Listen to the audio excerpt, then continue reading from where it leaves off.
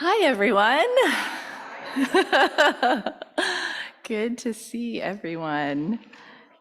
Oh, that was such a wonderful time of worship.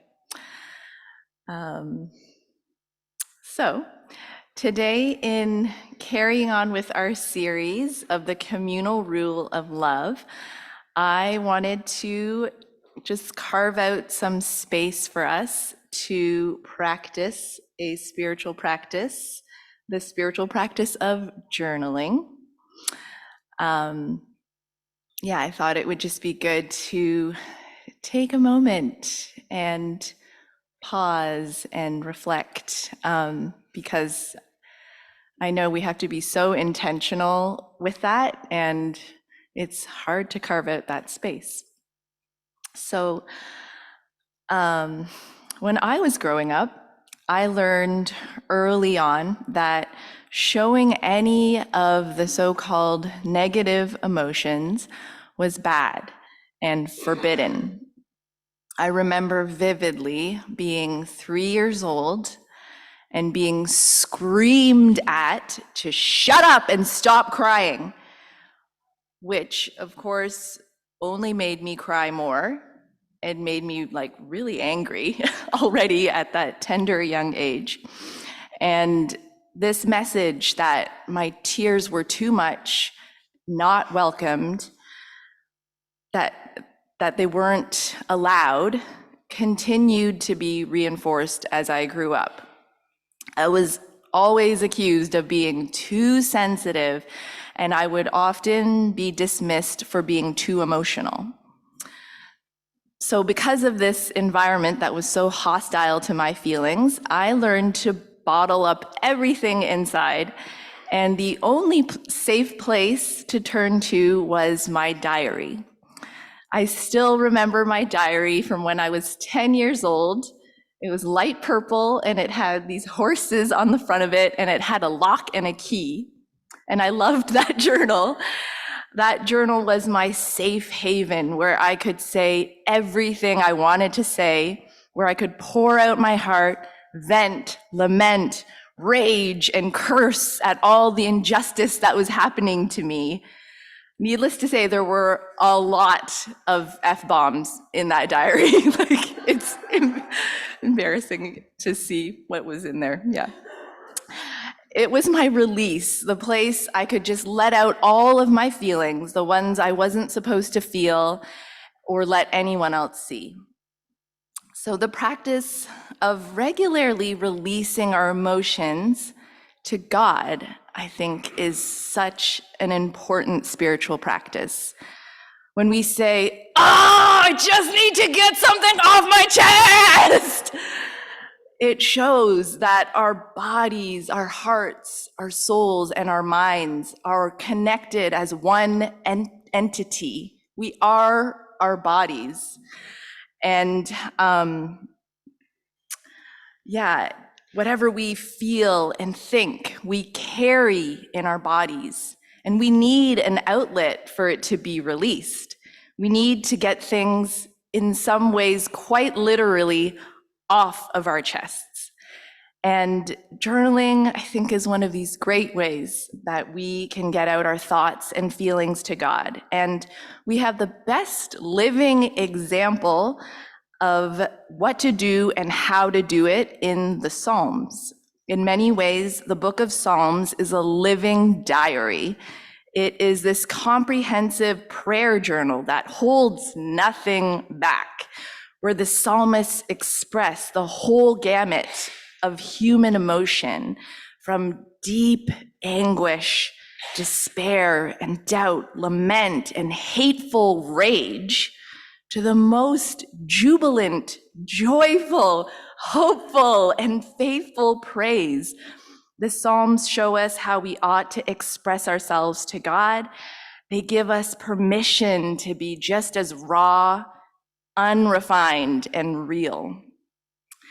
Ideally, I imagine myself journaling by the sea, in the most beautiful backdrop of mountains, the waves crashing in the distance, a glass of wine in my hand, the most quiet and serene setting with all the time in the world to just really get in touch with my emotions.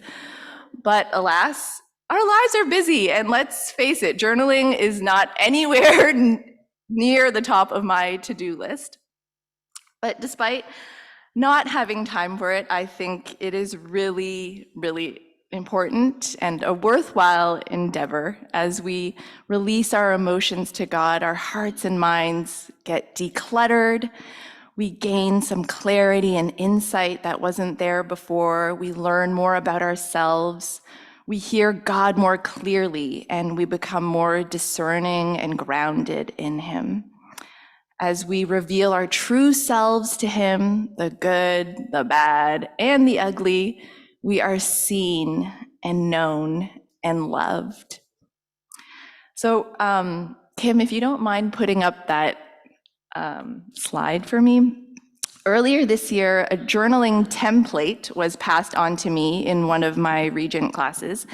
It's from Daryl Johnson, and I have found it to be very helpful, just like a tool to streamline the journaling process, especially in the busyness of life. It just gives a structured way to organize and release our jumbled thoughts and feelings to God, and goes on to guide us into hope and hearing what God has to say. And I think in many ways it follows this formula we see in the Psalms individually and as a collective of journeying from lament to praise and deeper trust in God. And as I mentioned earlier today, I thought we could just carve out some space today to journal. And using this template, we can just take some time to pause and reflect, to check in with ourselves and with God. And so Faith helped make this template for us. And we can just see, the first 3 boxes of sadness, anger, and fear. And there's a whole bunch of other emotions I feel like that can go in there too. Of course, discouragement, despair, embarrassment, there's so many emotions. But we start with getting these off of our chest first, the things that are weighing us down. And I know I carry these in my body, knots in my stomach, fluttering in my heart, wringing my hands. These are the feelings that, if I leave unattended, really cloud my thinking and make me really grumpy and just hard to be around. So first we take time to reflect on those and jot down when or if we felt those emotions, just releasing and trusting these things to God. And then the next 3 boxes of joy, hope, and sensing what God is saying to us are a very important way to just complete this process of releasing our emotions to God. So first, joy, and I'm definitely more of like a half empty kind of person. So reflecting on what's giving me joy and what I'm thankful for is like, I have to be really intentional about it. And then we reflect on hope. What are you looking forward to? What's giving you hope?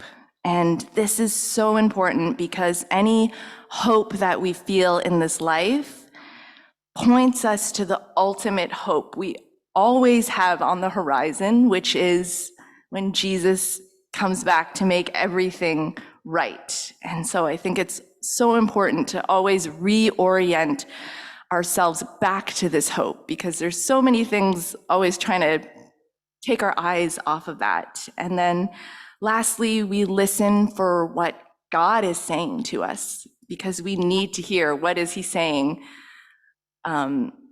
above all the other voices and all the other things. And of course, His voice will always bring us comfort and rest and encouragement. And even if it's something hard to hear, it's going to lead to peace. And so I thought we could just take time to do this now. And we're going to pass out some papers and pens. And then after, maybe we'll take like 5 minutes to just have some time